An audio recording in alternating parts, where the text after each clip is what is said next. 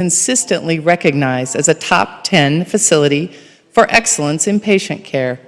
And our Huntsman Cancer Institute is a comprehensive cancer center, the highest federal ranking for a cancer research organization.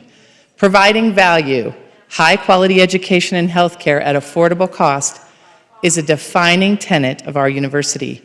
Our faculty and our staff are achieving national recognition and support at unprecedented levels. Among them, evolutionary geneticist Nels Eldey, just yesterday named a MacArthur Fellow. Congratulations, Professor Eldey. All of us at the University of Utah are united in purpose. We strive to provide today's students with an exceptional experience that will equip them for a vibrant future as members of the global community. Students are, quite simply, at the center of all we do. Let me introduce you to our student body leaders. Ephraim Coombe, President, Michelle Valdez, Vice President of Student Relations, and Ayana Amici, Vice President of University Relations. These individuals exemplify inquisitive, smart, creative students who will lead us into the future. I asked Michelle one thing she wanted the world to know about the University of Utah, and she said that this is a place for everyone from any background to come and accomplish extraordinary things. This is an institution for anyone, not only to learn, do research, teach, or lead, but to do all of those things in an exemplary manner. At the University of Utah, there is endless opportunity. And Ephraim offered a message of hope for the students who are listening tonight. If there's anything I hope for the students, young, emerging leaders watching and listening tonight, it is the hope that we will feel empowered to make our voices heard and our presence known, and the hope that we recognize the power and potential we have to act, to make a significant difference in our communities. But it all starts with what we do today, especially as we tune in tonight. We are the future, yes, but we are also the present, and present we will be. This election may be the first involvement in the nation's political process for many students. We have emphasized how very important it is to be a part of an informed, involved citizenry. Ayana offered this message from students here at the U to students listening from around the world. I want students worldwide to know that partaking in election processes is indispensable, as we are all citizens of humankind, and our chief role as such is to tailor the world to be more ethical than the one we grew up in. In order to avoid complicity in governmental injustice, it is our responsibility to vote for just outcomes within our own respective structures. It is our responsibility to be commonly decent. From all of us at the University of Utah, our very best wishes to Vice President Mike Pence and Senator Kamala Harris this evening, and my deepest appreciation to all who helped plan and prepare for tonight, from our campus, the Utah Debate Commission, and the Commission on Presidential Debates. Thank you all, and again, warmest welcome to the University of Utah.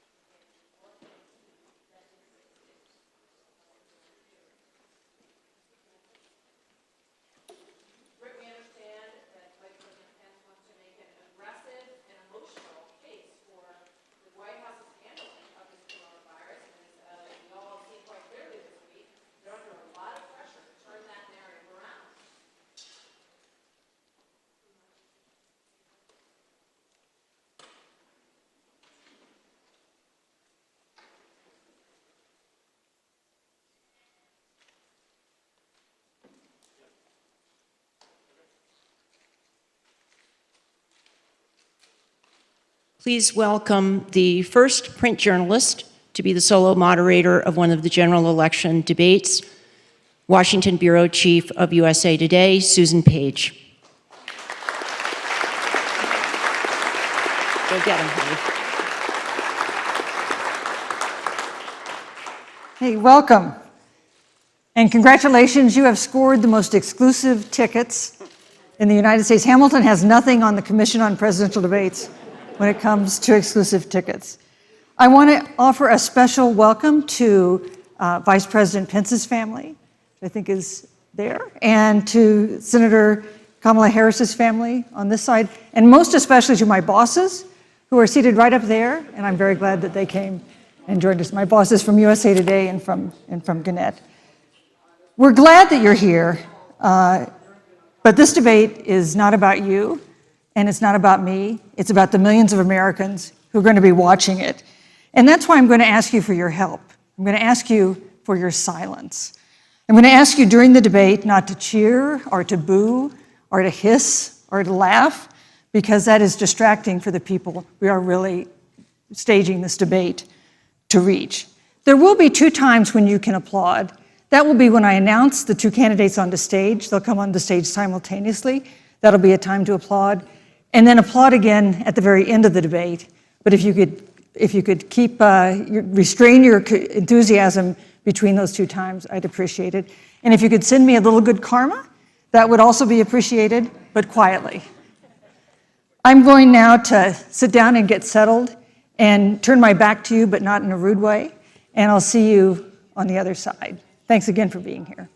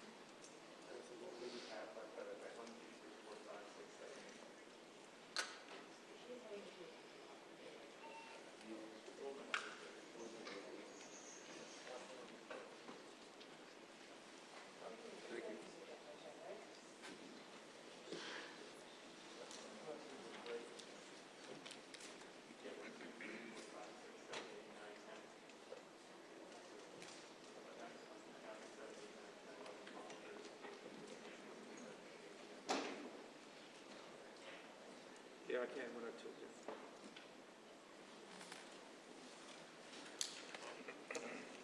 Thank you to all of you. We're just about in a way we're getting started. I'm very hesitant to predict a calm evening, a boring evening, or anything, because every notion of every element of this year has turned upside down on its head. Both of these people can be feisty at times, and I expect we may see some pretty strong exchanges. Even though Chris and Michelle are just inside of this big stage, it's a different format completely. 9 different segments, 10 minutes each, 2 minutes answers at the front, and it should be an interesting night getting ready to start in just 15 seconds here. Salt Lake City, complete coverage on Fox News Channel, Vice Presidential Debate, the one and only of the site.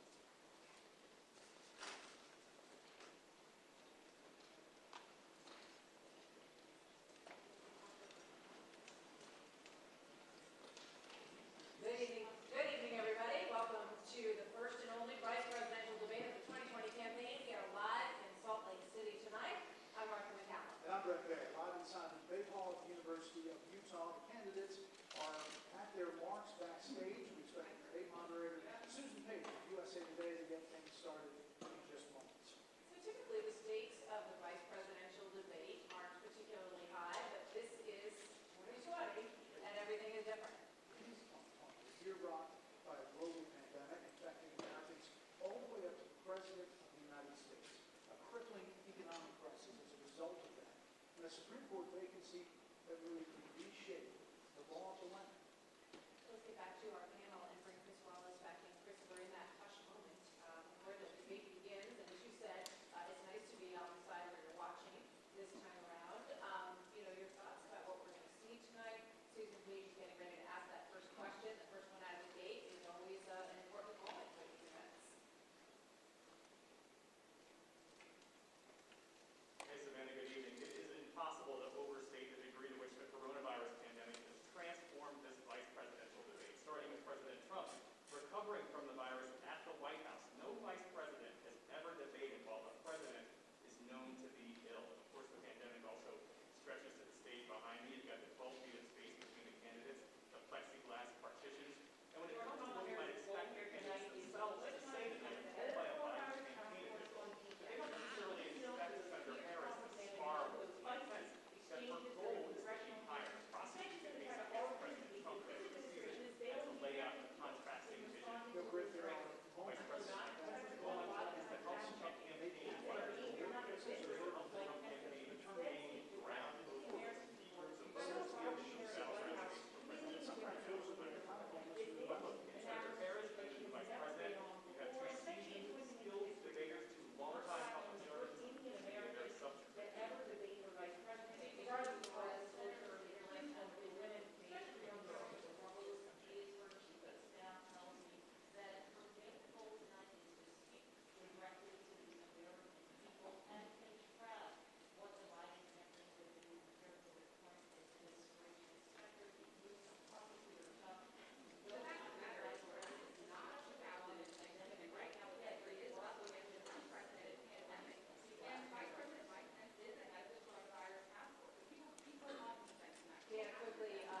Both sides want to project out American gravitas and a little bit of professionalism that maybe we didn't see from both of these individuals on the first time around. The reality here is that 26 million Americans are out of a job and tough questions on that front.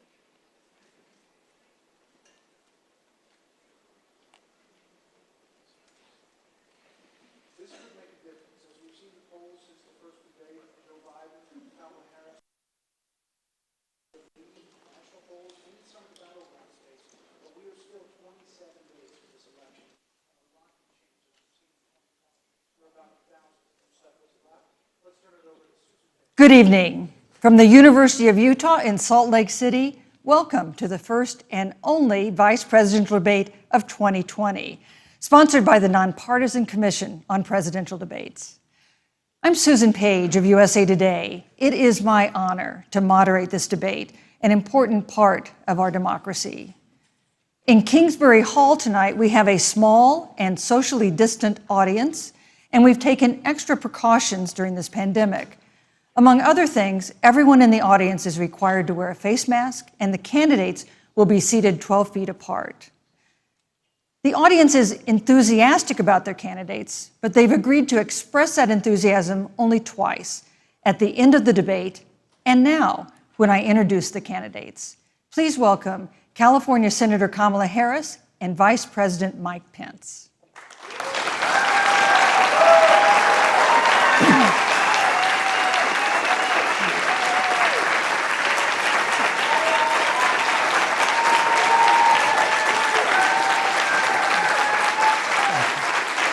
Thank you.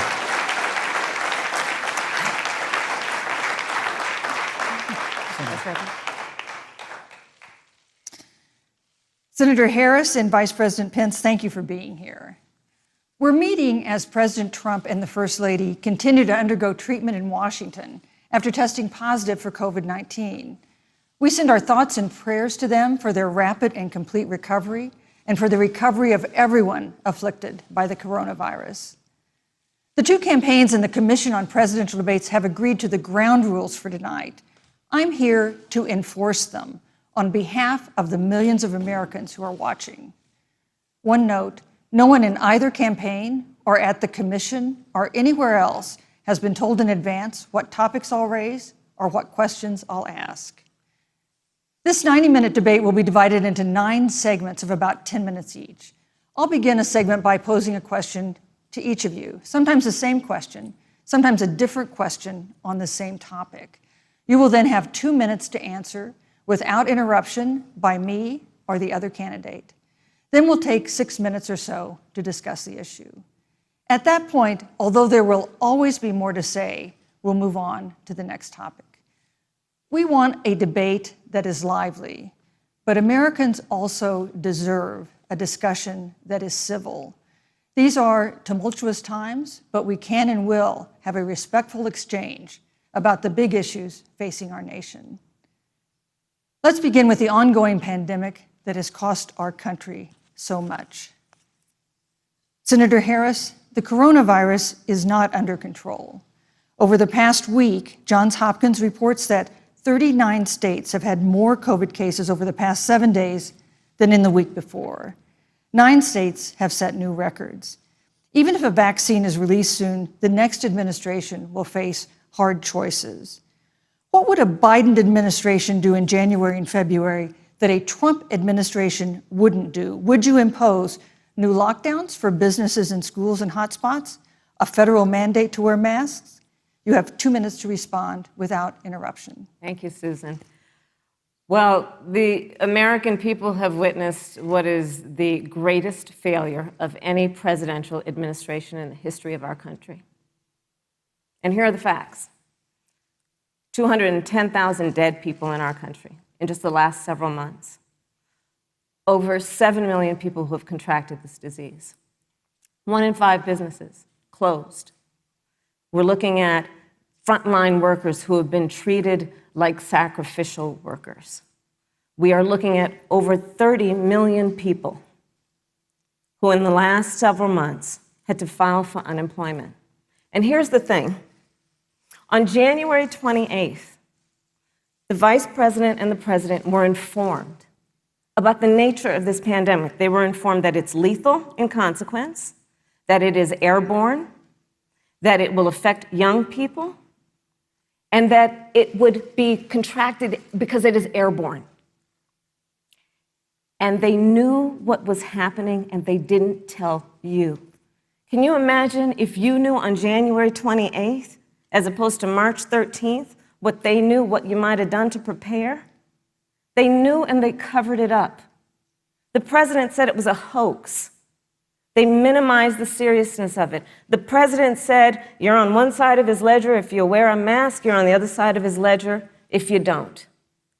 And in spite of all of that, today they still don't have a plan. They still don't have a plan. Well, Joe Biden does. And our plan is about what we need to do around a national strategy for contact tracing, for testing, for administration of the vaccine, and making sure that it will be free for all. That is the plan that Joe Biden has and that I have, knowing that we have to get a hold of what has been going on, and we need to save our country. And Joe Biden is the best leader to do that, and frankly, this administration has forfeited their right to re-election based on this. Thank you, Senator Harris. Vice President Pence, more than 210,000 Americans have died of COVID-19 since February. The U.S. death toll as a percentage of our population is higher than that of almost every other wealthy nation on earth. For instance, our death rate is 2.5 times that of Canada next door. You head the administration's coronavirus task force. Why is the U.S. death toll as a percentage of our population higher than that of almost every other wealthy country? And you have 2 minutes to respond without interruption. Susan, thank you. And I want to thank the Commission and the University of Utah for hosting this event. And Senator Harris, it's a privilege to be on the stage with you. And our nation has gone through a very challenging time this year. But I want the American people to know that from the very first day, President Donald Trump has put the health of America first. Before there were more than 5 cases in the United States, all people who had returned from China, President Donald Trump did what no other American president had ever done. And that was he suspended all travel from China, the second largest economy in the world. Now, Senator Joe Biden opposed that decision. He said it was xenophobic and hysterical. But I can tell you, having led the White House Coronavirus Task Force, that that decision alone by President Trump bought us invaluable time to stand up the greatest national mobilization since World War II. And I believe it saved hundreds of thousands of American lives. Because with that time, we were able to reinvent testing. More than 115 million tests have been done to date. We were able to see to the delivery of billions of supplies so our doctors and nurses had the resources and support they needed. And we began, really, before the month of February was out, to develop a vaccine and to develop medicines and therapeutics that have been saving lives all along the way. And under President Trump's leadership, Operation Warp Speed, we believe we'll have literally tens of millions of doses of a vaccine before the end of this year. The reality is, when you look at the Biden plan, it reads an awful lot like what President Trump and I and our task force have been doing every step of the way. I mean, quite frankly, when I look at their plan that talks about advancing testing, creating new PPE, developing a vaccine, it looks a little bit like plagiarism, which is something Joe Biden knows a little bit about. And I think the American people know that this is a president who has put the health of America first, and the American people, I believe with my heart, can be proud of the sacrifices they have made. It's saved countless American lives. Senator Harris, would you like to respond? Absolutely. Whatever the vice president is claiming the administration has done, clearly it hasn't worked. When you're looking at over 210,000 dead bodies in our country, American lives that have been lost, families that are grieving that loss. And you know, the vice president is the head of the task force and knew on January 28th how serious this was. And then thanks to Bob Woodward, we learned that they knew about it. And then when that was exposed, the vice president said, when asked, well, why didn't y'all tell anybody? He said, because the president wanted people to remain calm. Well, let's get no, but Susan, this is important. Susan, I want to add, weigh in here. Mr. Vice President, I'm speaking. I have to I'm weigh speaking. in. Yeah, you can have 15 more seconds, and then we'll give the vice president a chance to So I respond. want to ask the American people, how calm were you when you were panicked about where you're going to get your next roll of toilet paper? How calm were you when your kids were sent home from school and you didn't know when they could go back? How calm were you when your children couldn't see your parents because you were afraid they could kill them? Let's give Vice President Pence a chance to respond. Vice President Pence, you have 1 minute to respond. You know, there's not a day gone by that I haven't thought of every American family that's lost a loved one. And I want all of you to know that you'll always be in our hearts and in our prayers. But when you say what the American people have done over these last 8 months hasn't worked, that's a great disservice to the sacrifices the American people have made. The reality, if I may finish, Senator, the reality is Dr. Fauci said everything that he told the president in the Oval Office, the president told the American people. Now, President Trump, I will tell you, has boundless confidence in the American people, and he always spoke with confidence that we'd get through this together. But when you say it hasn't worked, when Dr. Fauci and Dr. Birx and our medical experts came to us in the second week of March, they said if the president didn't take the unprecedented step of shutting down roughly half of the American economy, that we could lose 2.2 million Americans. And that's the reality. Thank you. They also said to us, President if we Pence. did everything right, Susan, we could still lose more than 200,000 Americans. Vice President Now, one Pence. life lost is Thank too you. many, Susan. But the American people, I believe, deserve credit for the sacrifices that they have made, putting the health of their family and their neighbors first, our doctors, our nurses, our first responders. Thank you, Vice President Pence. And I'm going to speak up on behalf of what the American people have done. Vice President Pence, you were in the front row in a Rose Garden event 11 days ago at what seems to have been a super spreader event for senior administration and congressional officials. No social distancing, few masks, and now a cluster of coronavirus cases among those who were there. How can you expect Americans to follow the administration's safety guidelines to protect themselves from COVID when you at the White House have not been doing so? Well, the American people have demonstrated over the last 8 months that when given the facts, they're willing to put the health of their families and their neighbors and people they don't even know first.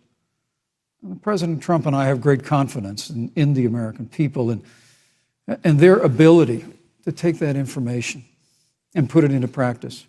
In the height of the epidemic, when we were losing a heartbreaking number of 2,500 Americans a day, we surged resources to New Jersey and New York and New Orleans and Detroit. We told the American people what needed to be done, and the American people made the sacrifices. When the outbreak in the Sun Belt happened this summer, again, Americans stepped forward. But the reality is the work of the President of the United States goes on. A vacancy on the Supreme Court of the United States has come upon us, and the President introduced Judge Amy Coney Barrett. Thank you, Vice President. At that, if I may say, that Rose Garden event, there's been a great deal of speculation about it. My wife Karen and I were there and honored to be there. Many of the people who were at that event, Susan, actually were tested for coronavirus, and it was an outdoor event, which all of our scientists regularly and routinely advise. The difference here is President Trump and I trust the American people to make choices in the best interest of their health. Joe Biden and Kamala Harris consistently talk about mandates, and not just mandates with the coronavirus, but a government takeover of health care, Thank you, the Green New Pence. Deal, all government control. We're about freedom and respecting the freedom of the American people. Let's talk about respecting the American people. You respect the American people when you tell them the truth. You respect the American people when you have the courage Which we've to be a always leader, done. speaking of those things that you may not want people to hear, but they need to hear so they can protect themselves. But this administration stood on information that if you had as a parent, if you had as a worker, knowing you didn't have enough money saved up, and now you're standing in a food line because of the ineptitude of an administration that was unwilling to speak the truth to the American people. So let's talk about caring about the American people. The American people have had to sacrifice far too much because of the incompetence of this administration. It is asking too much of the people. Susan, we talked about Vice It is President asking Pence. too much of the people. That they would not be equipped with the information they need to help themselves to protect Susan, their the parents President- and No, their I'm children. sorry. Kamala Harris, Senator Harris, I'm sorry. It's fine, I'm Kamala. No, you're Senator Harris to me. For life to get back to normal, Dr. Anthony Fauci and other experts say that most of the people who can be vaccinated need to be vaccinated. But half of Americans now say they wouldn't take a vaccine if it was released now. If the Trump administration approves a vaccine before or after the election, should Americans take it, and would you take it? If the public health professionals, if Dr. Fauci, if the doctors tell us that we should take it, I'll be the first in line to take it, absolutely. But if Donald Trump tells us that we should take it, I'm not taking it. Vice President Pence, there have been a lot of repercussions from this pandemic. In recent days, the president's diagnosis of COVID-19 has underscored the importance of the job that you hold and that you are seeking. That's our second topic tonight. It's the role of the vice president. One of you will make history on January 20th. You will be the vice president to the oldest president the United States has ever had. Donald Trump will be 74 years old on Inauguration Day. Joe Biden will be 78 years old. That already has raised concerns among some voters, concerns that have been sharpened by President Trump's hospitalization in recent days. Vice President Pence, have you had a conversation or reached an agreement with President Trump about safeguards or procedures when it comes to the issue of presidential disability? And if not, do you think you should? You have 2 minutes without interruption. Well, Susan, thank you, although I would like to go back. I think we need to move on to the issue thank you, but I would like to vice go back presidency. because the reality is that we're going to have a vaccine, Senator, in record time, in unheard of time, in less than a year. We have 5 companies in phase 3 clinical trials, and we're right now producing tens of millions of doses. So the fact that you continue to undermine public confidence in a vaccine, if the vaccine emerges during the Trump administration, I think is unconscionable. And Senator, I just ask you, stop playing politics with people's lives. The reality is that we will have a vaccine, we believe, before the end of this year. And it will have the capacity to save countless American lives. And your continuous undermining of confidence in a vaccine is it's just unacceptable. And let me also say, the reality is when you talk about failure in this administration, we actually do know what failure looks like in a pandemic. It was 2009. The swine flu arrived in the United States. Thankfully, it ended up not being as lethal as the coronavirus. But before the end of the year, when Joe Biden was vice president of the United States, not 7.5 million people contracted the swine flu. 60 million Americans contracted the swine flu. If the swine flu had been as lethal as the coronavirus, in 2009, when Joe Biden was vice president, we would have lost 2 million American lives. His own chief of staff, Ron Klain, would say last year that it was pure luck that they did, quote, everything possible wrong. And we learned from that. They left the strategic national stockpile empty. They left an empty and hollow plan, but we still learned from it. And I think the American people, I'm going to say again, can be proud of what we have done. And Senator, please stop undermining confidence in a vaccine. Senator Harris, let me ask you the same question that I asked Vice President Pence, which is, have you had a conversation or reached an agreement with Vice President Biden about safeguards or procedures when it comes to the issue of presidential disability? And if not, and if you win the election next month, do you think you should? You have 2 minutes uninterrupted.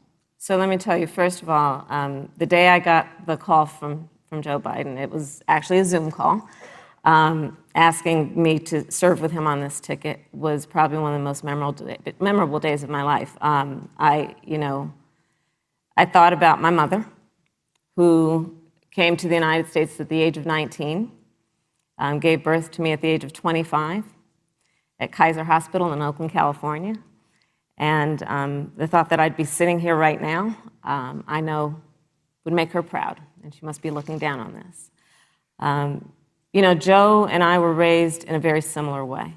We were raised with values that are about hard work, about the value and the dignity of public service, and about the importance of fighting for the dignity of all people. And I think Joe asked me to serve with him because, I have a career that included being elected the first woman district attorney of San Francisco, where I created models of innovation for law enforcement in terms of reform of the criminal justice system. I was elected the first woman of color and black woman to be elected Attorney General of the state of California, where I ran the second largest Department of Justice in the United States, second only to the United States Department of Justice. And there I took on everything from transnational criminal organizations to the big banks that were taking advantage of homeowners, to for-profit colleges that were taking advantage of veterans. And then, of course, now I serve in the United States Senate as only the second black woman ever elected to the United States Senate. I serve on the Senate Intelligence Committee, where I've been in regular receipt of classified information about threats to our nation and hotspots around the world. I've traveled the world. I've met with our soldiers in war zones. And I think Joe has asked me to serve with him because he knows that we share a purpose which is about lifting up the American people. And after the 4 years that we have seen of Donald Trump unifying our country around our common values and principles. Thank you, Senator Harris. Neither President Trump nor Vice President Biden has released a sort of detailed health information that had become the modern norm until the 2016 election. And in recent days, President Trump's doctors have given misleading answers or refused to answer basic questions about his health. And my question to each of you in turn is this information voters deserve to know? Vice President Pence, would you like to go first? Well, Susan, thank you. And let me say, on behalf of the President and the First Lady, how moved we've all been by the outpouring of prayers and concern for the President. And I do believe it's emblematic of the prayers and the concern that have ushered forth for every American impacted by the coronavirus. But the care the President received at Walter Reed Hospital, the White House doctors, was exceptional. And the transparency that they practiced all along the way will continue. The American people have a right to know about the health and well-being of their President, and will continue to do that. But I'm just extremely grateful and was more than a little moved by the broad and bipartisan support. And Senator, I want to thank you and Joe Biden for your expressions of genuine concern. And I also want to congratulate you, as I did on that phone call, on the historic nature of your nomination. Thank you. I never expected to be on this stage 4 years ago, so I know the feeling. But the reality is we've got an election before the American people in the midst of this challenging year. And the stakes have never been higher, but I think the choice has never been clearer. I want to give Senator Harris a chance to respond to the same question I asked, which is, do voters have a right to know more detailed health information about presidential candidates and especially about presidents, especially when they're facing some kind of challenge? Absolutely, and that's why Joe Biden has been so incredibly transparent, and certainly by contrast, the president has not, both in terms of health records, but also let's look at taxes. We now know, because of great investigative journalism, that Donald Trump paid $750 in taxes. When I first heard about it, I literally said, "You mean $750,000? And it was like, no, $750. We now know Donald Trump owes and is in debt for $400 million. And just so everyone is clear, when we say in debt, it means you owe money to somebody. And it'd be really good to know who the President of the United States, the Commander-in-Chief, owes money to, because the American people have a right to know what is influencing the President's decisions. And is he making those decisions on the best interest of the American people, of you, or self-interest? So, Susan, I'm glad you asked about transparency, because it has to be across the board. Joe has been incredibly transparent over many, many years. The one thing we all know about Joe, he puts it all out there. He is honest, he is forthright, but Donald Trump, on the other hand, has been about covering up everything. Thank you, Senator Harris. I want to give you a chance to respond, Vice President. Well, look, I respect the fact that Joe Biden spent 47 years in public life. I respect your public service as well. Thank you. But the American people have a president who's a businessman, he's a job creator, who's paid tens of millions of dollars in taxes, payroll taxes, property taxes. He's created tens of thousands of American jobs. And the president said those public reports are not accurate. And the president's also released literally stacks of financial disclosures the American people can review just as the law allows. But the distinction here is that Joe Biden, 47 years in public service, compared to President Donald Trump, who brought all of that experience 4 years ago. Thank you, Vice and President. turned this economy around by cutting taxes, rolling back regulation, unleashing American Vice President energy, Pence. fighting for free and fair trade, and all of that's on the Vice line President if Pence. Joe Biden and Kamala Harris. You know, that's a are in good the White segue into our third great topic, segue. which is about the economy. This has been another aspect of life for Americans that's been so affected by this coronavirus. We have a jobs crisis brewing. On Friday, we learned that the unemployment rate had declined to 7.9% in September, but the job growth had stalled, and that was before the latest round of layoffs and furloughs in the airline industry at Disney and elsewhere. Hundreds of thousands of discouraged workers have stopped looking for work. Nearly 11 million jobs that existed at the beginning of the year haven't been replaced. Those hardest hit include Latinos, Blacks, and women. Senator Harris, the Biden-Harris campaign has proposed new programs to boost the economy, and you would pay for that new spending by raising $4 trillion in taxes on wealthy individuals and corporations. Some economists warn that could curb entrepreneurial ventures that fuel growth and create jobs. Would raising taxes put the recovery at risk? And you have 2 minutes to answer uninterrupted. Thank you. On the issue of the economy, I think there couldn't be a more fundamental difference between Donald Trump and Joe Biden.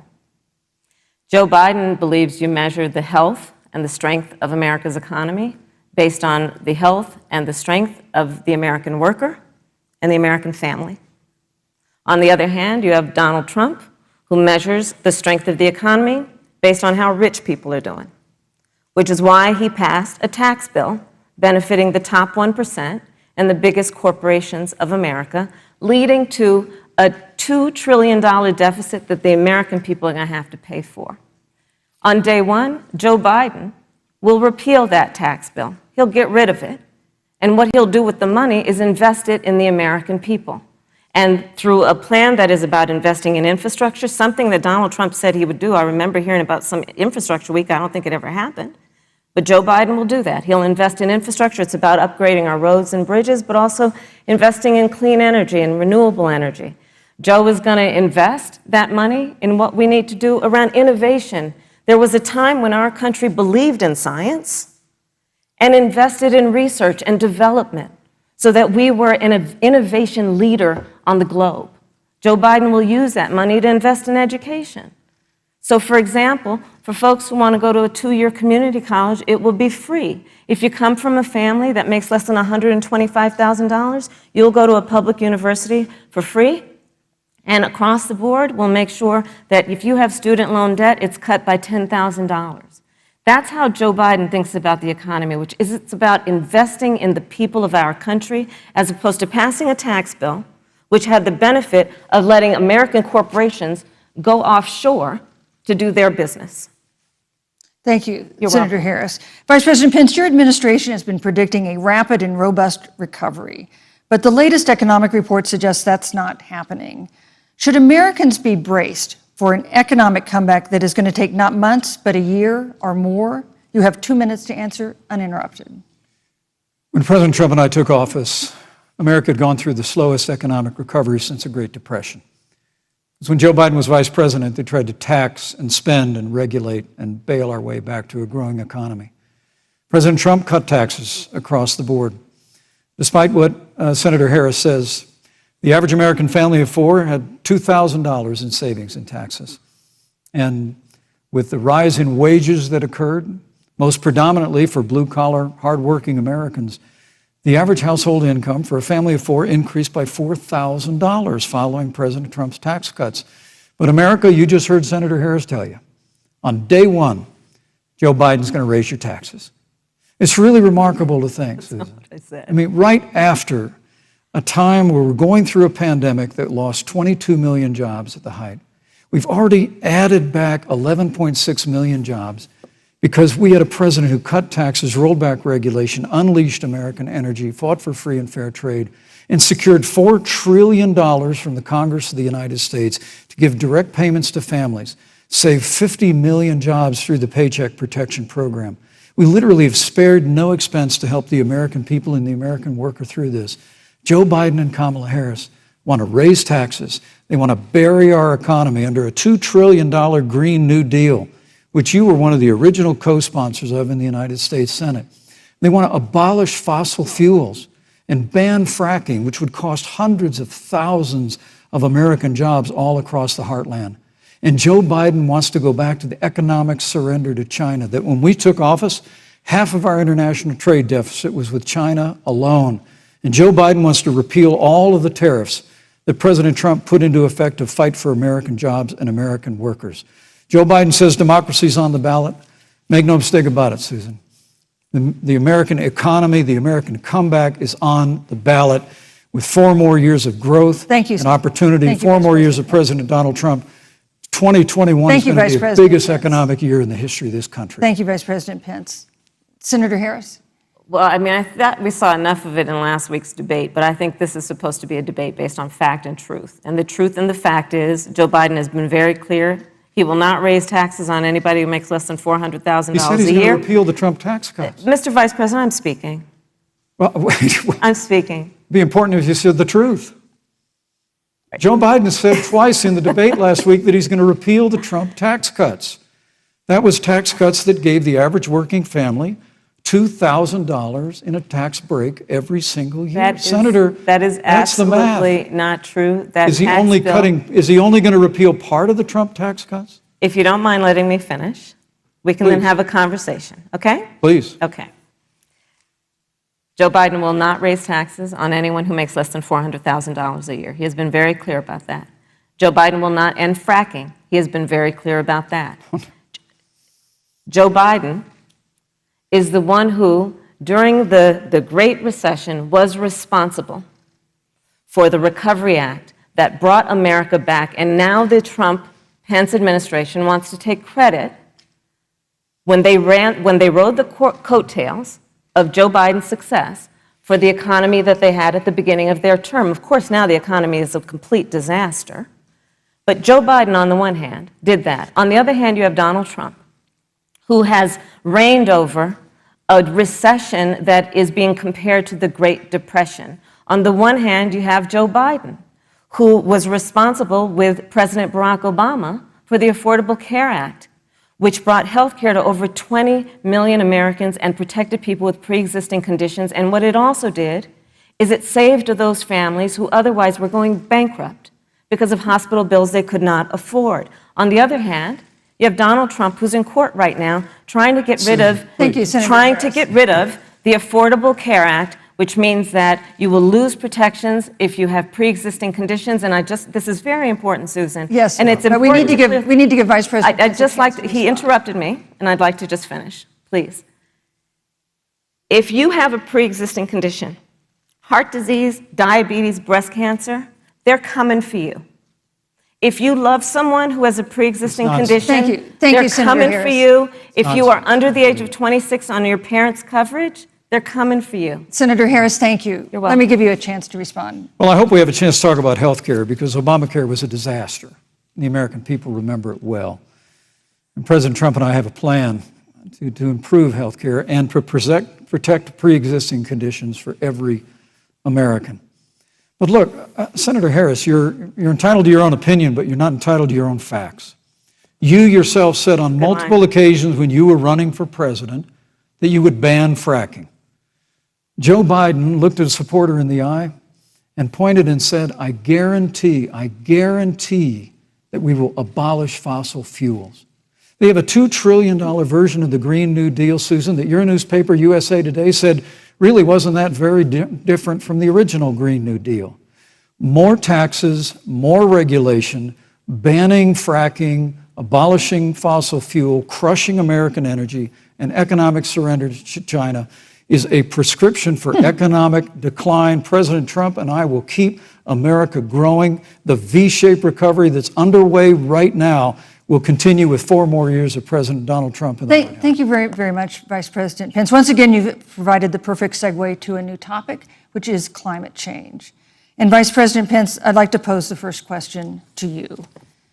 This year, we've seen record-setting hurricanes in the South. Another one, Hurricane Delta, is now threatening the Gulf. And we have seen record-setting wildfires in the West. Do you believe, as the scientific community has concluded, that man-made climate change has made wildfires bigger, hotter, and more deadly, and have made hurricanes wetter, slower, and more damaging? You have 2 minutes uninterrupted. Thank you, Susan. Well, first, I'm very proud of our record on the environment and on conservation. According to all of the best estimates, our air and land are cleaner than any time ever recorded. And our water is among the cleanest in the world. And just a little while ago, the President signed the Outdoors Act. It's the largest investment in our public lands and public parks in 100 years. So President Trump has made a commitment to conservation and to the environment. Now, with regard to climate change, the climate is changing. But the issue is, what's the cause and what do we do about it? President Trump has made it clear that we're going to continue to listen to the science. Now, Joe Biden and Kamala Harris would put us back in the Paris Climate Accord. They'd impose the Green New Deal, which would crush American energy, would increase the energy costs of American families in their homes, and literally would crush American jobs. And President Trump and I believe that the progress that we have made in a cleaner environment has been happening precisely because we have a strong free market economy. You know, what's remarkable is the United States has reduced CO2 more than the countries that are still in the Paris Climate Accord, but we've done it through innovation, and we've done it through natural gas and fracking, which, Senator, the American people can go look at the record. I know Joe Biden says otherwise now, as you do, but the both of you repeatedly committed to abolishing fossil fuel and banning fracking. And so by creating the kind of American innovation, we're actually steering toward a stronger and better environment. With regard to wildfires, President Trump and I believe that forest management has to be front and center, and even Governor Gavin Newsom from your state has agreed we've got to work on forest management. And with regard to hurricanes, the National Oceanic Administration tells us that actually as difficult as they are, Thank you, Vice President. There are no more hurricanes today than there were 100 years ago. Thank you. But many of the climate alarmists Pence, use hurricanes and wildfires to try and sell their bill of goods of a Green New Deal. And President Trump and I are going to always put American jobs and American workers first. Senator Harris, as the Vice President mentioned, you co-sponsored the Green New Deal in Congress. But Vice President Biden said in last week's debate that he does not support the Green New Deal. But if you look at the Biden-Harris campaign website, it describes the Green New Deal as a crucial framework. What exactly would be the stance of a Biden-Harris administration toward the Green New Deal? You have 2 minutes uninterrupted. Sure. So first of all, I will repeat, and the American people know, that Joe Biden will not ban fracking. That is a fact. That is a fact. I will repeat that Joe Biden has been very clear that he thinks about growing jobs, which is why he will not increase taxes for anyone who makes less than $400,000 a year. Joe Biden's economic plan, Moody's, which is a reputable Wall Street firm, has said will create 7 million more jobs than Donald Trump's. And part of those jobs that will be created by Joe Biden are going to be about clean energy and renewable energy.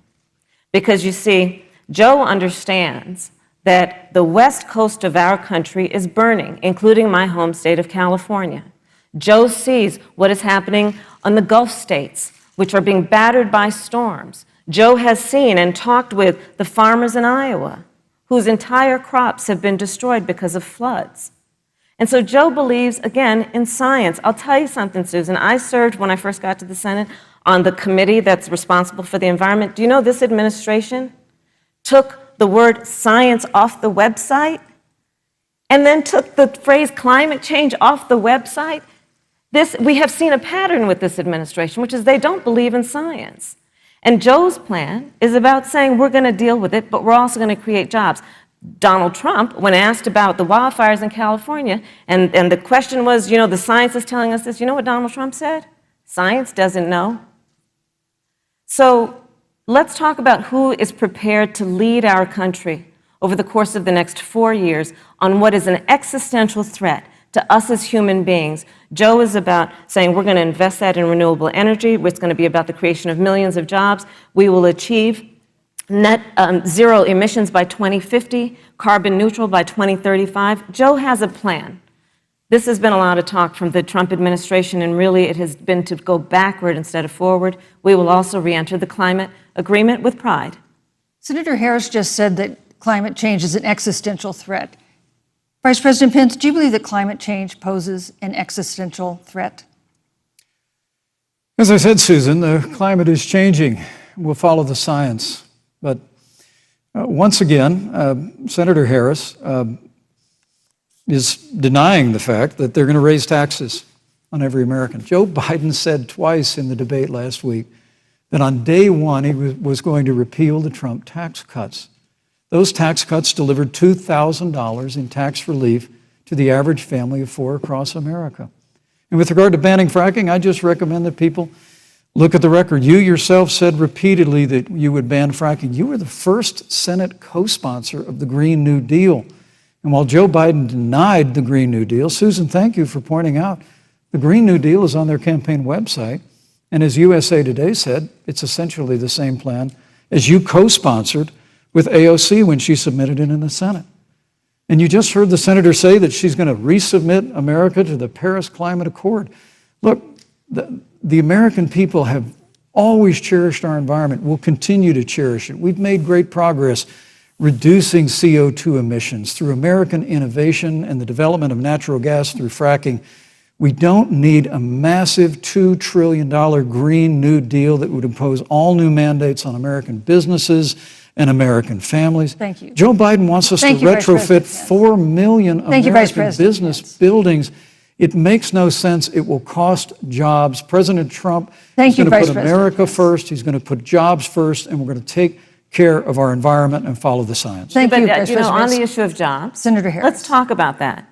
The vice president earlier referred to, as part of what he thinks is an accomplishment, the president's trade war with China. You lost that trade war. You lost it. What ended up happening is because of a so-called trade war with China, America lost 300,000 manufacturing jobs. Farmers have experienced bankruptcy because of it. We are in a manufacturing recession because of it.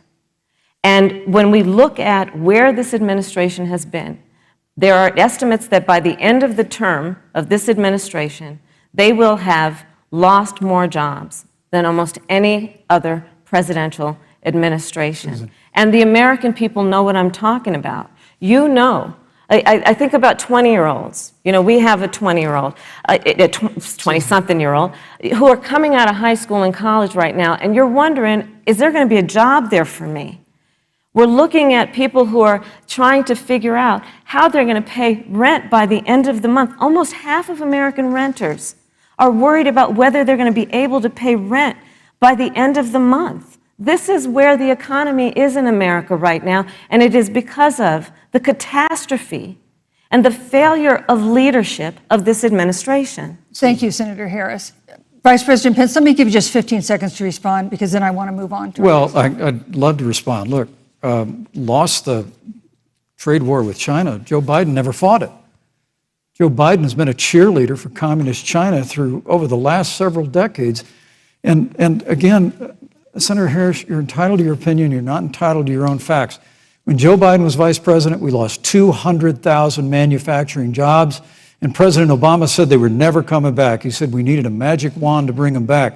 In our first 3 years after we cut taxes, rolled back regulation, unleashed American energy, this administration saw 500,000 manufacturing jobs created. And that's exactly the kind of growth we're going to continue to see as we bring our nation through this pandemic. But a Green New Deal, your massive new mandates, your Paris Climate Accord, it's going to kill jobs this time, just like it killed jobs. I just need to respond very briefly, 15 seconds, and Thank then you. we'll move Thank on. you. Joe Biden is responsible for saving America's auto industry, and you voted against it. So let's set the record straight.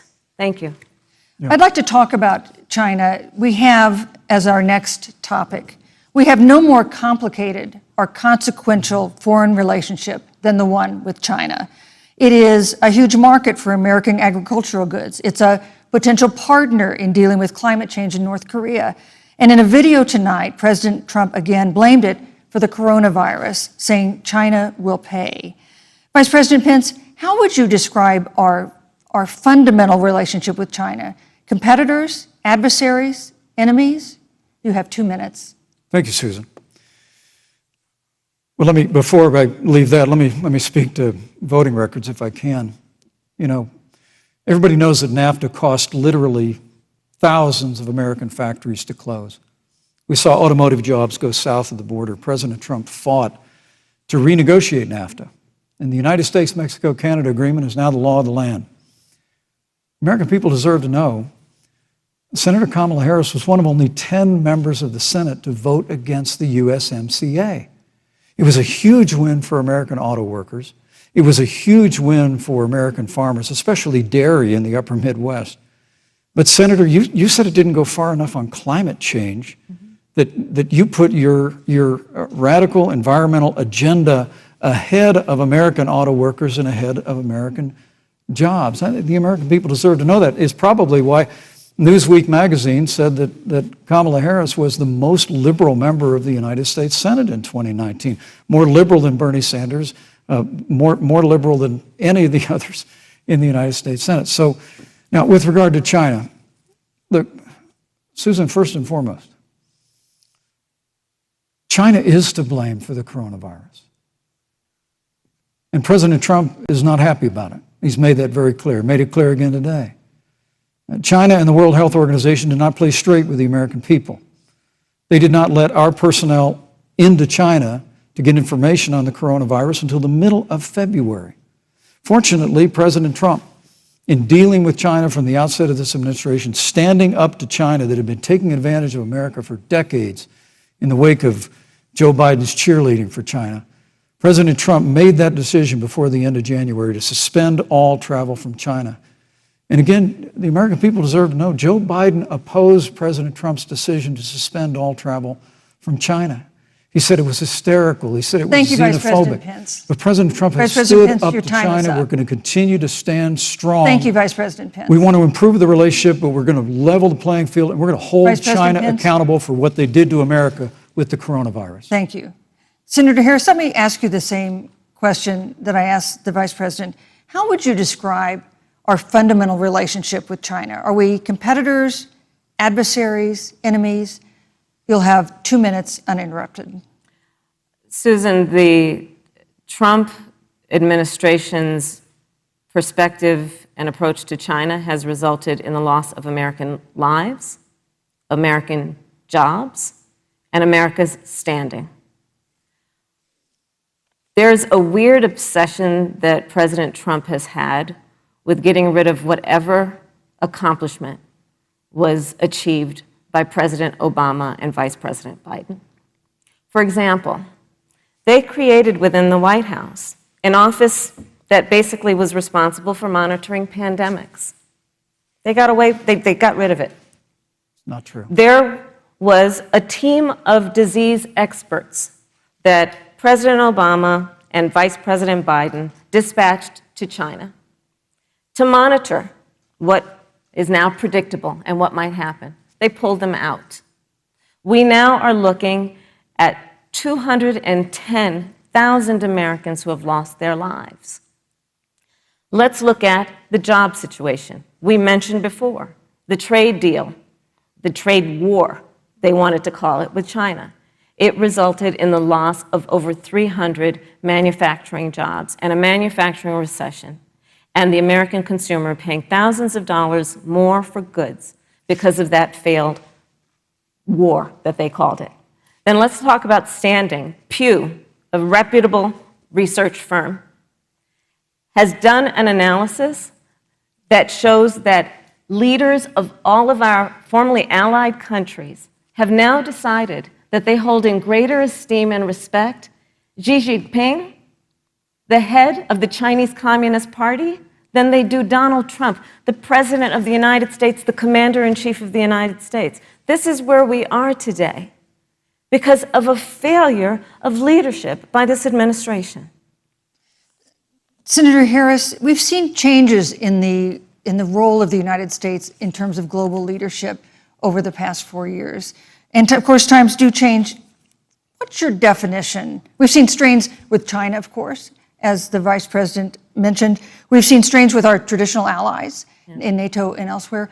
What is your definition of the role of American leadership in 2020?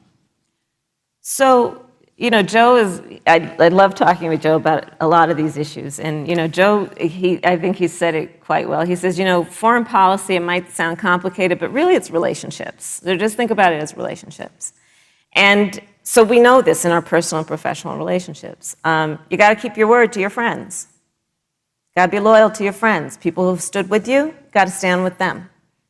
You got to know who your adversaries are and keep them in check. But what we have seen with Donald Trump is that he has betrayed our friends and embraced dictators around the world. Let's take, for example, Russia. So, Russia, I serve on the Intelligence Committee of the United States Senate. America's intelligence community told us Russia interfered in the election of the President of the United States in 2016 and is playing in 2020. Christopher Wray, the director of the FBI, said the same. But Donald Trump, the Commander-in-Chief of the United States of America, prefers to take the word of Vladimir Putin over the word of the American intelligence community. You look at our friends at NATO. He has walked away from agreements. You can look at the Iran nuclear deal, which now has put us in a position where we are less safe because they are building up what might end up being a significant nuclear arsenal. We were in that deal, guys. We were in the Iran nuclear deal with friends, with allies around the country. And because of Donald Trump's unilateral approach to foreign policy, coupled with his isolationism, he pulled us out and has made America less safe. So, Susan, it's about relationships. And the thing that has always been part of the strength of our nation, in addition to our great military, has been that we keep our word. But Donald Trump doesn't understand that because he doesn't understand what it means to be honest. Thank you, Senator Harris. Vice President Pence, let me give you a chance to respond. Well, thank you. Well, President Trump kept his word when we moved the American embassy to Jerusalem, the capital of the state of Israel. When Joe Biden was vice president, they promised to do that, and they never did. We've stood strong with our allies, but we've been demanding. NATO is now contributing more to our common defense than ever before, thanks to President Trump's leadership. We've strengthened our alliances across the Asia-Pacific, and we've stood strong against those who would do us harm. You know, when President Trump came into office, ISIS had captured an area of the Middle East the size of Pennsylvania.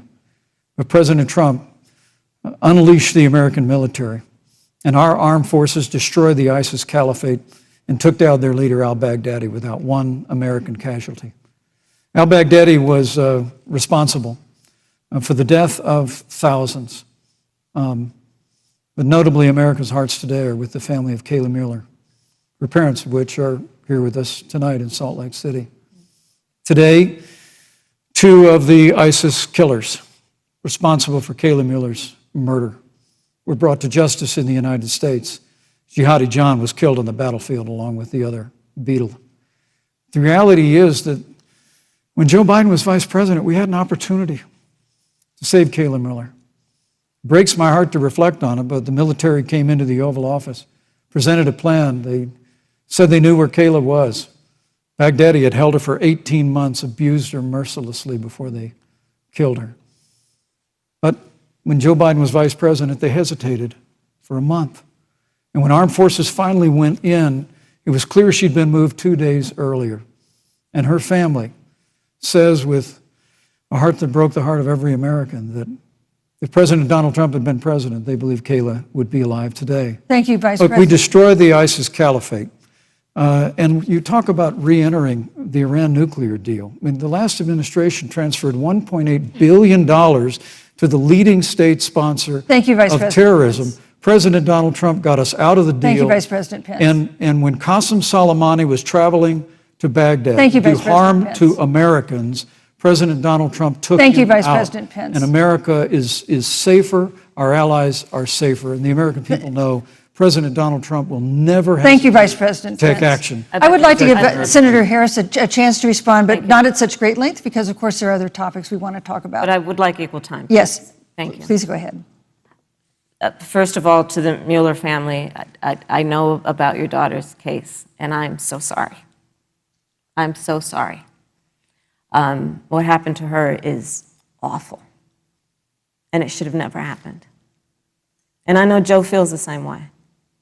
And I know that President Obama feels the same way. But you mentioned Soleimani. Let's start there. So after the strike on Soleimani, there was a counter strike on our troops in Iraq. And they suffered serious brain injuries. And do you know what Donald Trump dismissed them as? Headaches. And this is about a pattern of Donald Trump's, where he has referred to our men who are serving in our military as suckers and losers. Donald Trump, who went to Arlington Cemetery and stood above the graves of our fallen heroes and said, what's in it for them? Because, of course, you know, he only thinks about what's in it for him. Let's take what he said about John McCain, a great American hero. And Donald Trump says he doesn't deserve to be called a hero because he was a prisoner of war. And this is very important when you want to talk about who is the current commander-in-chief and what they care about and what they don't care about. Public reporting that Russia had bounties on the heads of American soldiers. And you know what a bounty is? It's somebody puts a price on your head and they will pay it if you are killed. And Donald Trump had talked at least 6 times to Vladimir Putin and never brought up the subject. Joe Biden would never do that. Thank you. Joe Biden would, but Joe Biden would hold Russia to account for any threat to our nation's security or to our troops who are sacrificing their lives for the sake of our democracy and our safety. Thank you, Senator Harris. This is such an important issue, but we have other important issues as well, and Susan, I want to make respond sure to we that. have a chance I really have talk to about. respond to that. I'm- Look, she has 15 seconds because Well, I gotta we're have trying more to than keep. that. Look. Well, I'm sorry, but Vice President Look, Pence, you've had more time than she's had so far. The slanders against President Donald Trump regarding men and women of our armed forces are absurd. I'm sorry, Vice President My son Pence. is a captain in the United Yes. States Marine Corps. My son-in-law is deployed in the United States Navy. I can assure all of you, with sons and daughters serving in our military, President Donald Trump not only respects but reveres all of those who serve in our armed forces, and any suggestion otherwise is ridiculous. Thank you, Vice President Pence. the Vice American President people Pence, deserve, Susan, Vice the President American Pence, people I deserve to didn't, know. Vice President Pence, I did not, excuse me, Susan, the I did American not people create deserve the to know rules for tonight. Joe Biden Your and Trump- campaigns agreed to the rules for tonight's I- debate with the Commission on Presidential Debates. I'm here to enforce them, which involves moving from one topic to another, giving roughly equal time to both of you, Go right which is what I'm trying very hard to do. Go right ahead. So I want to go ahead and move to the next topic, which is an important one, as the last topic was, and that is the Supreme Court. On Monday, the Senate Judiciary Committee is scheduled to open hearings on Amy Coney Barrett's nomination to the Supreme Court. Senator Harris, you'll be there as a member of the committee. Yes. Her confirmation would cement the court's conservative majority and make it likely open to more abortion restrictions, even to overturning the landmark Roe v. Wade ruling. Access to abortion would then be up to the states. Vice President Pence, you're the former governor of Indiana. If Roe v. Wade is overturned, what would you want Indiana to do? Would you want your home state to ban all abortions? You have 2 minutes, uninterrupted. Well, thank you for the question, but I'll use a little bit of my time to respond to that very important issue before. The American people deserve to know Qasem Soleimani, the Iranian general, was responsible for the death of hundreds of American service members. When the opportunity came, we saw him headed to Baghdad to kill more Americans. President Trump didn't hesitate, and Qasem Soleimani is gone. But you deserve to know that Joe Biden and Kamala Harris actually criticized the decision to take out Qasem Soleimani. It's really inexplicable, but with regard to Joe Biden, it's explainable, because history records that Joe Biden actually opposed the raid against Osama bin Laden. It's absolutely essential that we have a commander-in-chief who will not hesitate to act to protect American lives and to protect American service members, and that's what you have in President Donald Trump. Now, with regard to the Supreme Court of the United States, let me say President Trump and I could not be more enthusiastic about the opportunity to see Judge Amy Coney Barrett become Justice Amy Coney Barrett. Now, she's a brilliant woman, and she will bring a lifetime of experience and a sizable American family to the Supreme Court of the United States. And our hope is, in the hearing next week, unlike Justice Kavanaugh received with treatment from you and others, we hope she gets a fair hearing. And we particularly hope that we don't see the kind of attacks on her Christian faith that we saw before. I mean, the Democrat chairman of the Judiciary Committee before, when Judge Barrett was being confirmed for the Court of Appeals, expressed concern that the dogma of her faith lived loudly in her. Dick Durbin of Illinois said that it was a concern.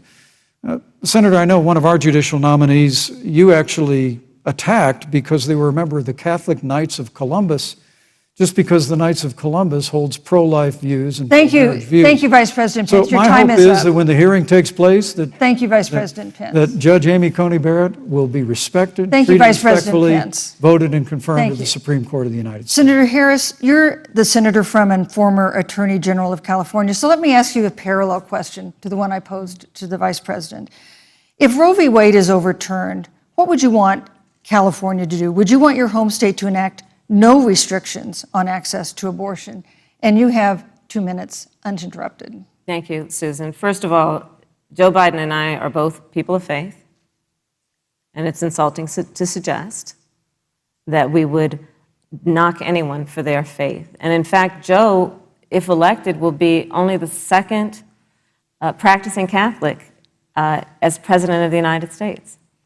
On the issue of this nomination, Joe and I are very clear, as are the majority of the American people. We are 27 days before the decision about who will be the next president of the United States. And, you know, before, when this conversation has come up, you know, it's been about election year or election time. We're literally in an election. Over 4 million people have voted. People are in the process of voting right now. And so Joe has been very clear, as the American people are. Let the American people fill that seat in the White House, and then we'll fill that seat on the United States Supreme Court. And to your point, Susan, the issues before us couldn't be more serious. There's the issue of choice, and I will always fight for a woman's right to make a decision about her own body. It should be her decision and not that of Donald Trump and the Vice President, Michael Pence. But let's also look at what else is before the court. It's the Affordable Care Act.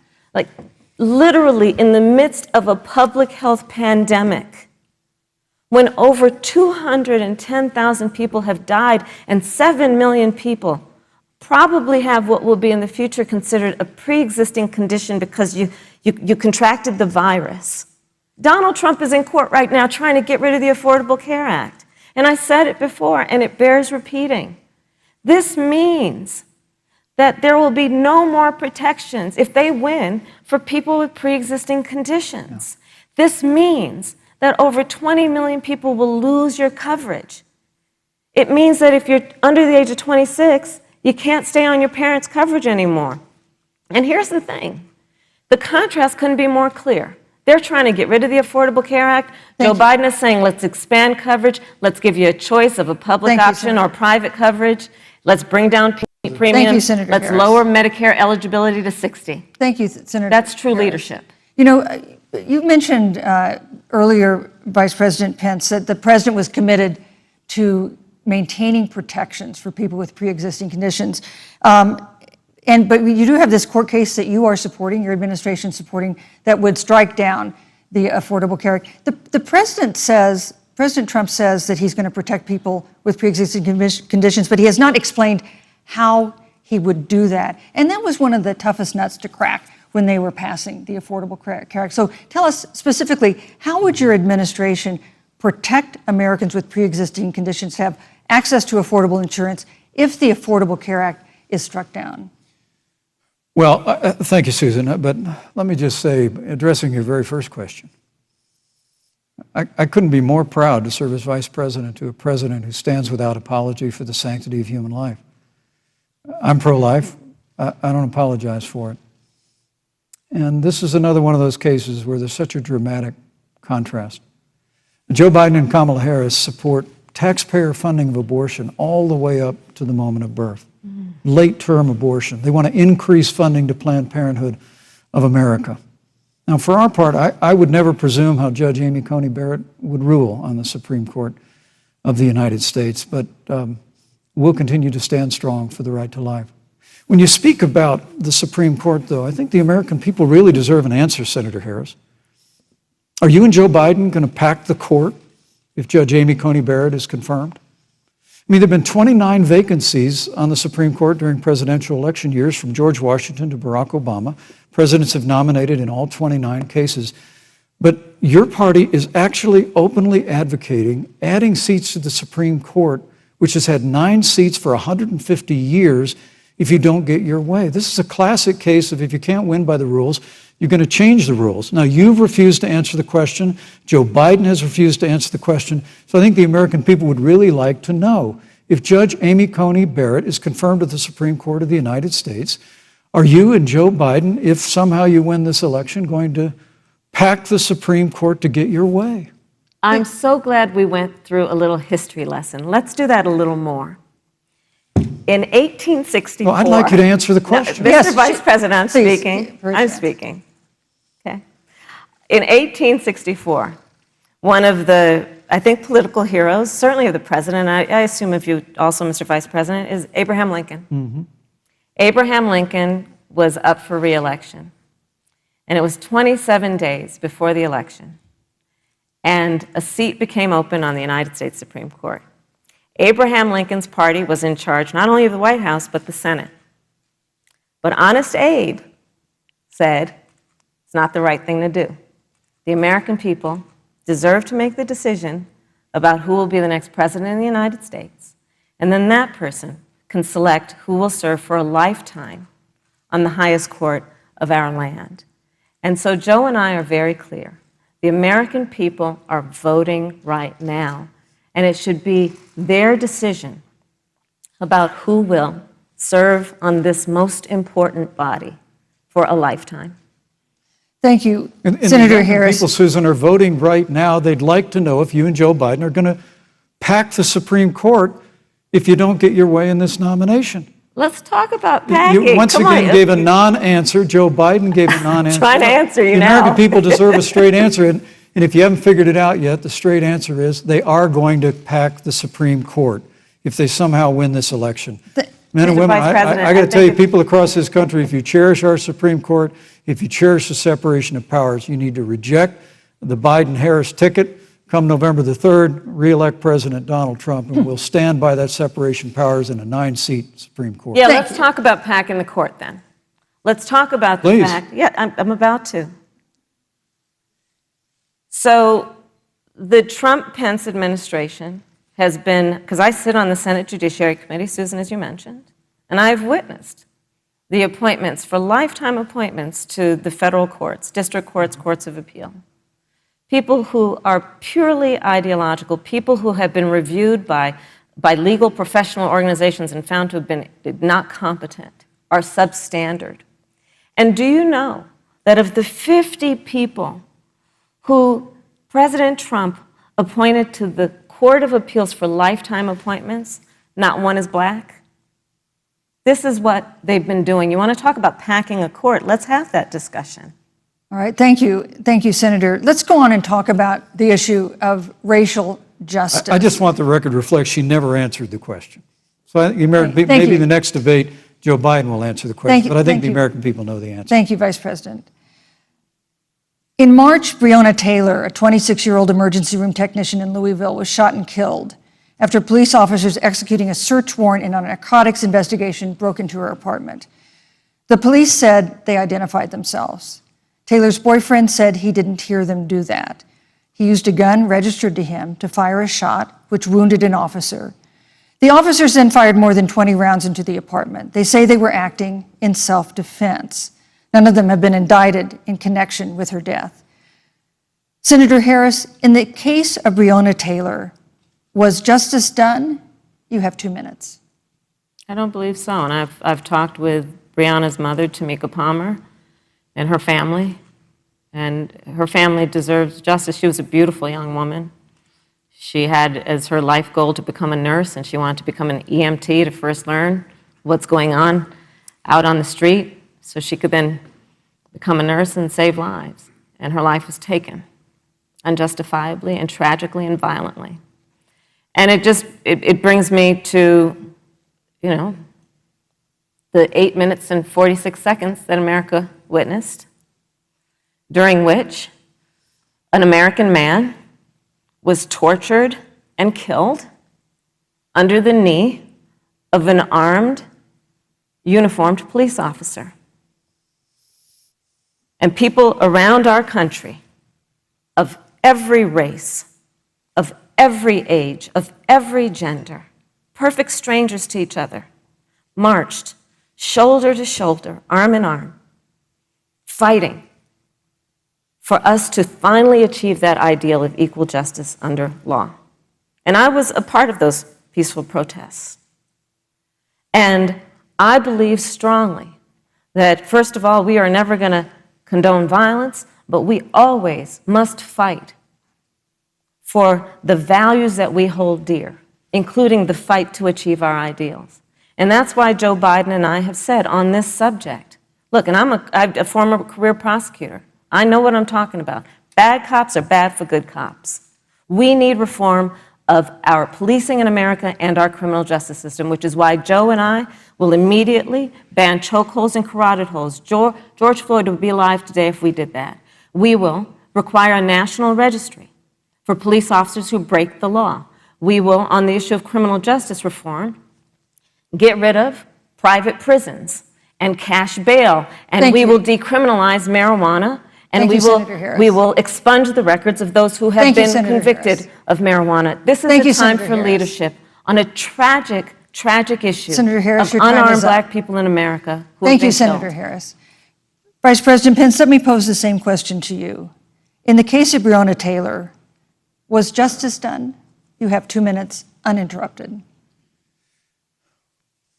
Well, our heart breaks for the loss of any innocent American life. and the family of Breonna Taylor has our sympathies. But I trust our justice system, a grand jury that refused the evidence. And it really is remarkable that as a former prosecutor, you would assume that an impaneled grand jury looking at all the evidence got it wrong. But you're entitled to your opinion, Senator. I think, look, and with regard to George Floyd, there's no excuse for what happened to George Floyd. And justice will be served. But there's also no excuse for the rioting and looting that followed. I mean, it really is astonishing. Flora Westbrook is with us here tonight in Salt Lake City. Just a few weeks ago, I stood at what used to be her salon. It was burned to the ground by rioters and looters. And Flora is still trying to put her life back together. And I must tell you, this presumption that you hear consistently from Joe Biden and Kamala Harris, that America is systemically racist, and that, as Joe Biden said, that he believes that law enforcement has an implicit bias against minorities, is a great insult to the men and women who serve in law enforcement. And I want everyone to know who puts on the uniform of law enforcement every day that President Trump and I stand with you. And it is remarkable that when Senator Tim Scott tried to pass a police reform bill, brought together a group of Republicans and Democrats, Senator Harris, you got up and walked out of the room. And then you filibustered Senator Tim Scott's bill on the Senate floor that would have provided new accountability, new resources. Look, we don't have to choose between supporting law enforcement, improving public safety, and supporting our African American neighbors and all of our minorities. Under President Trump's leadership, we'll always stand with law enforcement, and we'll do what we've done from day one, and that is improve the lives of African Americans. Thank you, Vice President Record unemployment, record investments in education, and we'll fight for school choice for all of our minorities. Thank you, Vice President. I'd like to respond. Senator Harris. I will not sit here and be lectured by the Vice President on what it means to enforce the laws of our country. I am the only one on this stage who has personally prosecuted everything from child sexual assault to homicide. I'm the only one on this stage who has prosecuted the big banks for taking advantage of America's homeowners. I'm the only one on this stage who prosecuted for-profit colleges for taking advantage of our veterans. And the reality of this is that we are talking about an election in 27 days, where last week the President of the United States took a debate stage in front of 70 million Americans and refused to condemn white supremacists. Not true. And not true. It wasn't like he didn't have a chance. He didn't do it, and then he doubled down. And then he said, when pressed, stand back, stand by.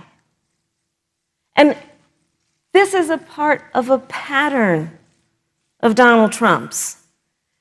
He called Mexicans rapists and criminals. He instituted as his first act a Muslim ban. On the issue of Charlottesville, where people were peacefully protesting the need for racial justice, where a young woman was killed, and on the other side there were neo-Nazis carrying tiki torches, shouting racial epithets, anti-Semitic slurs. And Donald Trump, when asked about it, said there were fine people on both sides. This is who we have as the President of the United States. And America, you deserve better. Joe Biden will be a president who brings our country together. Senator Harris, and recognizes the beauty in our diversity and the fact that we all have so much more in common than what separates us. Vice President Pence, let me give you a minute to respond. Thank you, Susan. I appreciate that very much.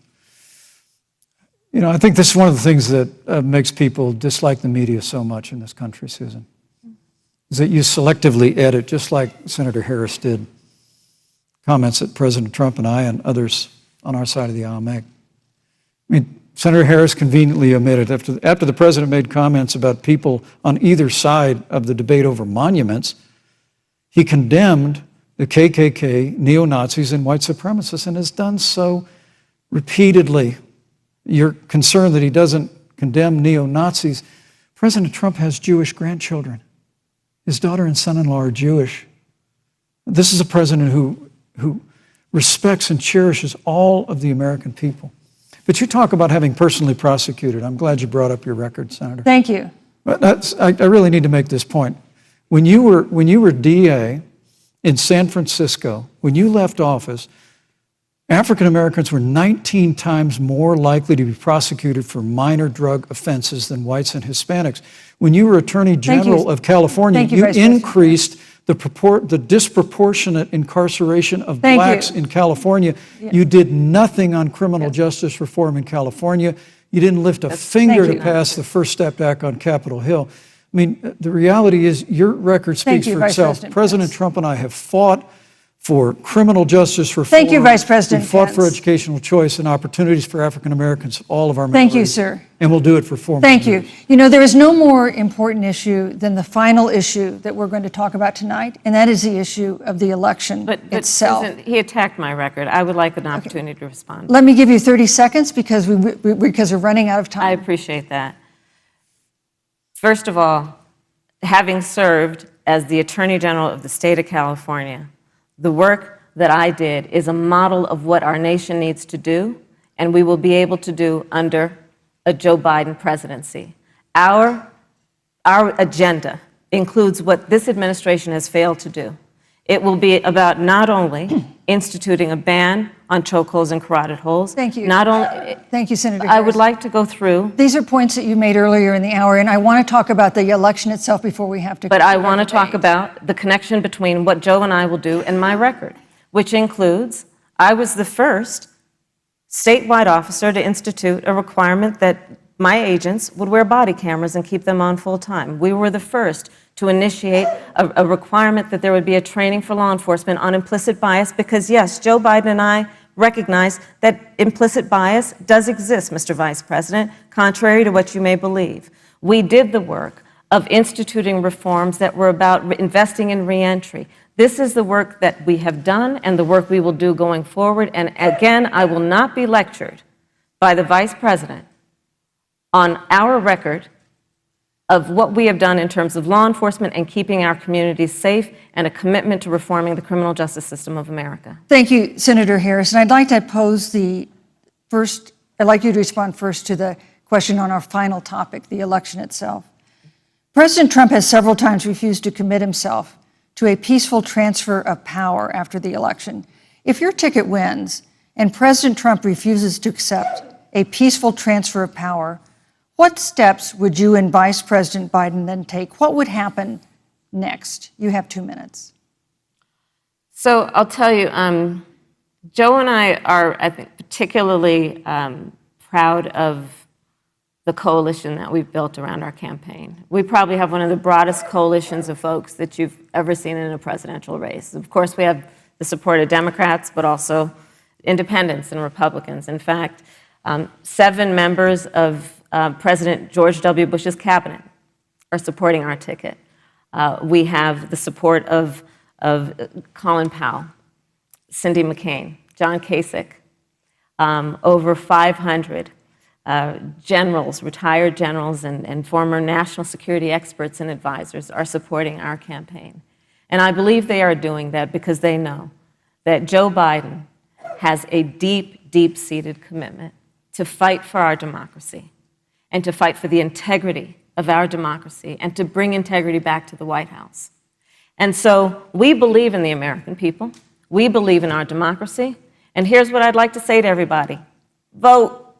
Please vote. Vote early. Come up with a plan to vote. Go to iwillvote.com. You can also go to joebiden.com. We have it within our power in these next 27 days to make the decision about what will be the course of our country for the next 4 years. And it is within our power, and if we use our vote and we use our voice, we will win. And we will not let anyone subvert our democracy with what Donald Trump has been doing, as he did on the debate stage last week, when again in front of 70 million people, he openly attempted to suppress the vote.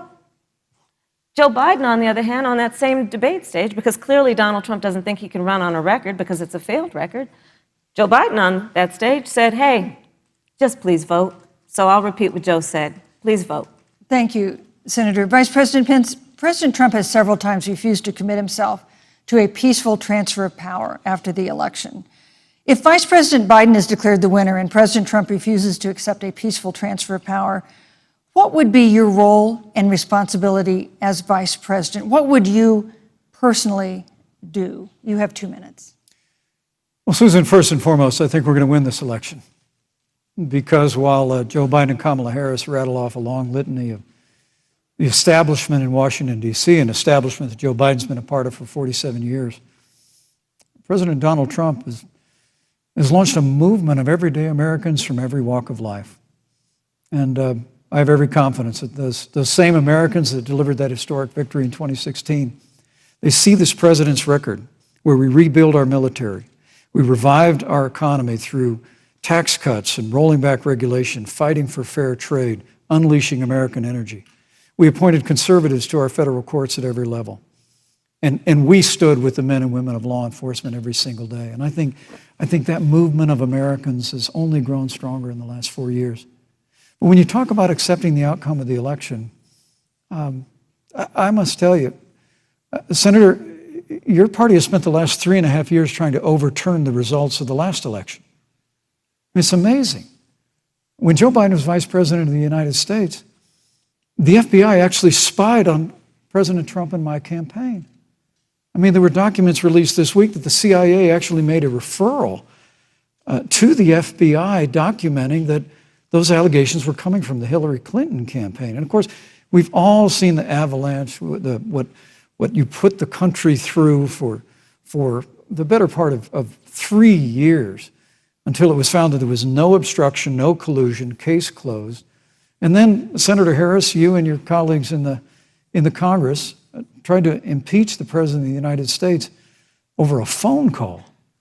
And now Hillary Clinton has actually said to Joe Biden that in her words, under no circumstances should he concede the election. So let me just say, I think we're going to win this election. President Trump and I are fighting every day in courthouses to prevent Joe Biden and Kamala Harris from changing the rules and creating this universal mail-in voting that will create a massive opportunity for voter fraud. And we have a free and fair election. We know we're going to have confidence in it.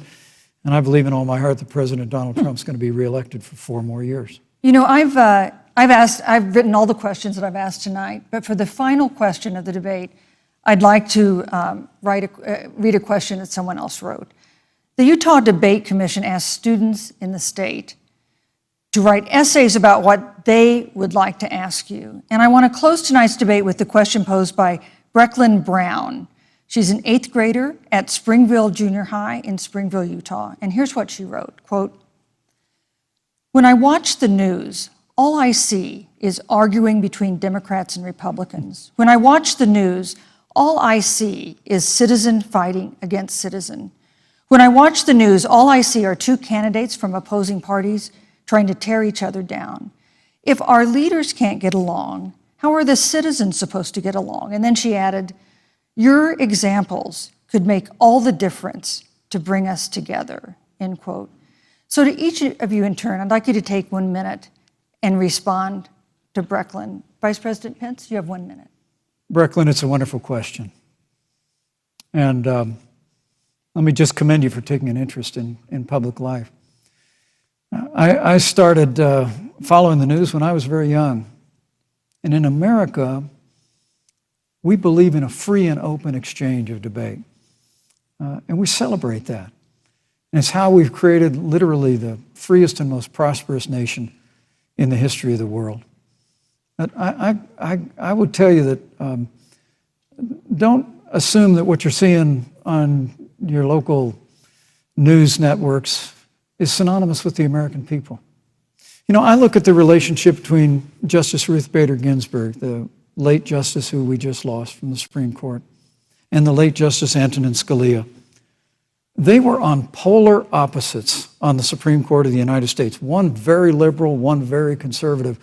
But what's been learned since her passing was the 2 of them and their families were the very closest of friends.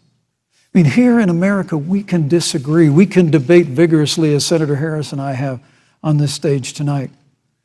But when the debate is over, we come together as Americans. And that's what people do in big cities and small towns all across this country. So I just want to encourage you, Brecklin. I want to tell you that we're going to work every day to have government as good as our people. And the American people each and every day love a good debate. We love a good argument. But we always come together and are always there for one another in times of need. And we've especially learned that through the difficulties of this year. Senator Harris, what would you say to Brecklin? First of all, I love hearing from our young leaders. And when I hear her words, when I hear your words, Brecklin, I know our future is bright because it is that perspective on who we are and who we should be that is a sign of leadership and is something we should all aspire to be. And that, that brings me to Joe. Joe Biden, one of the reasons that Joe decided to run for president is after Charlottesville, which we talked about earlier. It so troubled him and upset him like it did all of us, that there was that kind of hate and division. What propelled Joe to run for president was to see that over the course of the last 4 years, what Brecklin described has been happening. Joe has a long-standing reputation of working across the aisle and working in a bipartisan way. And that's what he's going to do as president. Joe Biden has a history of lifting people up and fighting for their dignity. You have to know Joe's story to know that Joe has known pain, he has known suffering, and he has known love. And so, Brecklin, when you think about the future, I do believe the future is bright. And it will be because of your leadership, and it will be because we fight for each person's voice through their vote, and we get engaged in this election because you have the ability through your work and through, eventually, your vote to determine the future of our country and what its leadership looks like. Thank you, Senator Harris. Thank you, Vice President Pence. Thank you so much for being with us tonight. We want to thank also the University of Utah for its hospitality, and most of all, our thanks to all the Americans who watched this debate tonight. Again, our best wishes for a quick recovery to President Trump, the First Lady, and everyone who is battling COVID-19. The second presidential debate is next week on October 15th, a town hall style debate in Miami. We hope you'll join us then. Good evening.